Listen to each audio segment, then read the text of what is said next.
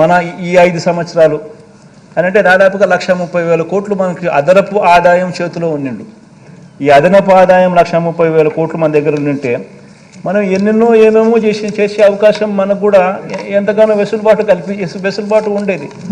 కానీ ఆ వెసులుబాటు అన్యాయంగా మన దగ్గర నుంచి ఆ వెసులుబాటు తీసేయడమే కాకుండా కనీసం ప్రత్యేక హోదా అన్న అంశం అన్న కనీసం చట్టంలో అన్న కనీసం రాసిందంటే కనీసం చట్టంలో అన్న కనీసం పెట్టుంటే రాష్ట్రాన్ని విడగొట్టేటప్పుడు కనీసం మనం కోర్టుకు పోయినా కానీ కనీసం తెచ్చుకునే అవకాశం ఉండేది.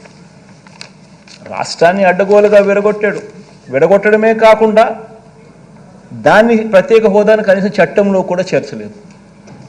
దీని దెబ్బకు మన మీద ఆధారపడి ఉండే కేంద్ర ప్రభుత్వం కేంద్రంలో వస్తే తప్పనిచ్చి మన కర్మ కొద్దీ మనకు ప్రత్యేక హోదా అనేది ఒక ఎండమావిగా తయారై కనిపిస్తూ ఉంది అధ్యక్ష. నిజంగా ఒకసారి బాధ అనిపిస్తుంది. కేంద్రంలో ఉన్న ఏ ప్రభుత్వం వచ్చినా కూడా వాళ్ళకు అబ్సల్యూట్ నెంబర్లు రాకూడదు అని చెప్పి మనస్ఫూర్తిగా కూడా కోరుకుంటా ఉన్నాం. కనీసం మన సపోర్ట్ అన్న డిపెండ్ అయ్యే ప్రభుత్వం వచ్చింది అని అంటే కనీసం ప్రత్యేక హోదా అన్న ఇస్తారేమో అని ఆశ.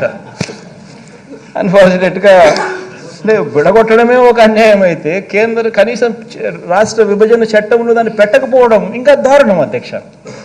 మన కళ్ళ ఎదుటితే కూడా ఇంత దారుణమైన పరిస్థితులు కూడా చూసాం అధ్యక్ష. ఇటువంటి పరిస్థితుల మధ్య ఇన్ని పరిస్థితుల మధ్య, ఇన్ని ఇబ్బందుల మధ్య, ఇన్ని సవాళ్ళ మధ్య మన ఆర్థిక వ్యవస్థను అధ్యక్ష గత 57 నెలలుగా మనం నడుపుకుంటూ ముందడుగులు వేస్తూ వచ్చాం. ఇటువంటి పరిస్థితుల మధ్య అధ్యక్ష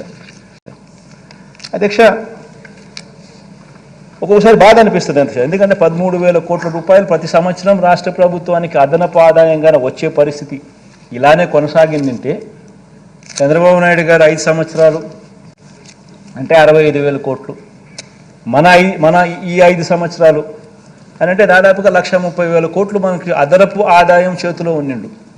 ఈ అదనపు ఆదాయం 1,30,000 కోట్లు మన దగ్గర ఉంటే మనం ఎన్నెన్నో ఏమేమో చేసే అవకాశం మనకు కూడా ఎంతగానో వెసులుబాటు ఉండేది.